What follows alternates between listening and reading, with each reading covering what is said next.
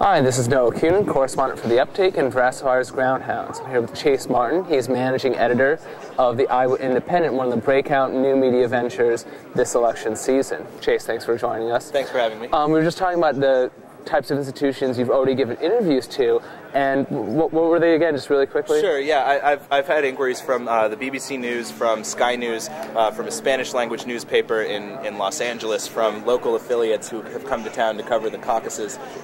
You know, it just seems like when you're from Iowa and you're here in this room, everybody wants to talk to you. Right, and you know, being in Iowa obviously has added to the mystique and the attraction to your product, the Iowa Independent, but the Iowa Independent is also one of the highest quality, new media ventures, I've personally written, and, we've done, collaborative and helping each other out in the past. That being said, how has it grown to this point? How has it gone from, this Iowa blog to, a media venture that can stand toe-to-toe with some of the organizations you just mentioned? Sure. Well, what we sensed when we started the project was there was a bit of a vacuum in Iowa. There wasn't a big blog that was covering local issues. What we did was, we brought together some of the folks who were doing their own blogging work on their own, brought them together. The Center for Independent Media is paying them a small stipend to encourage them to continue working. But it's really just been sticking to fundamentals, trying to do reporting that will get taken seriously by the traditional media by playing by a lot of the same rules. I won't say that we subscribe to all of the same rules about, balancing stories and that sort of thing as the traditional media, but we do our best to be a reported blog. We aren't what, most people have the stereotype of in terms of what bloggers are. We do original reporting, and we try to break real stories that we can add value to because we're on the ground here, and a lot of the national media folks who get shipped in just haven't been here and can't get at all of the stories that we get at.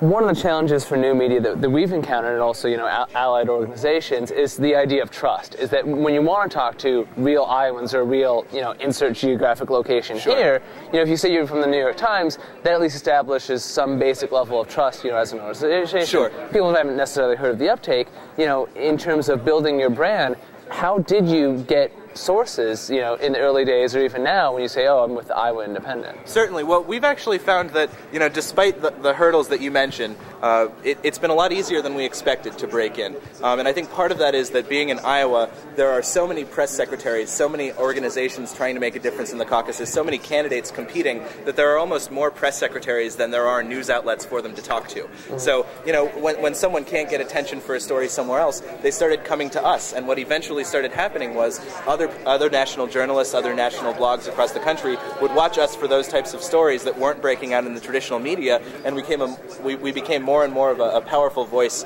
for those stories. And now, that became the pull for higher and higher. Exactly. And the more we built up our reputation, the more they talked to us, and it was really, no more difficult than that. Yeah. Two more questions for you before I let you go. You're talking about, you were kind of giving the standard 5-minute interview, the same interview to Sky News, to BBC, to Fox, whatever. Sure. That being said, because they kind of want that compacted, what are the candidates saying? Mm-hmm. What's the vibe of the caucus? What are they missing? Like, what have you been kind of itching to tell people but doesn't really fit into the mainstream 5-minute typical interview? Sure. I would say that, the traditional media tends to quantify things, everything that they can quantify and put on a chyron in a list or, comparing percentages for polling. That stuff is what the traditional media relies upon for their reporting. In truth, at the core, the caucuses are about relationship building. And because they require such a sacrifice from a caucus goer to actually show up at a specific time, spend in many cases 3 or 4 hours declaring publicly their support for a candidate really has to seal the deal and forge a personal connection with caucus goers. And some of the candidates don't seem to understand it as well as the other candidates. And I think the results tonight will sort of bear out this notion that relationship building is really at the core of succeeding at the caucuses. And running a traditional campaign based on advertising and based on, big rallies where you don't actually get to ask the candidate questions just doesn't work. Okay. I think we'll keep it a surprise for our viewers with which candidates you were referring to that are the best relationship builders. Last question is, I was talking to Minnesota Public Radio today,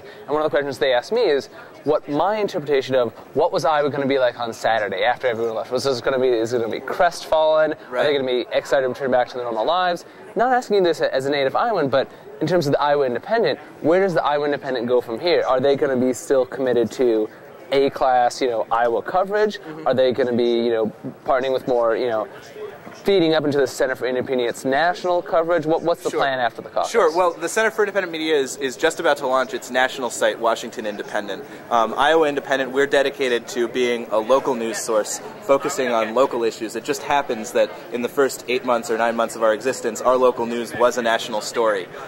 We're very committed to continuing to report on local politics because we really do think that that's where the gap is, and that's why we exist, because there aren't new media outlets in Iowa that are doing this kind of reporting without us. So we plan to continue reporting on local stories. We'll be watching the presidential campaign for sure, but we're going to enjoy being a big fish in a small pond again after January 3rd. Chase, really glad talking to you. Thank you so much for taking the time out to talk to us. Thank you. That's Noah Kunin with The Uptake, talking to Chase Martin, managing editor of Iowa Independent.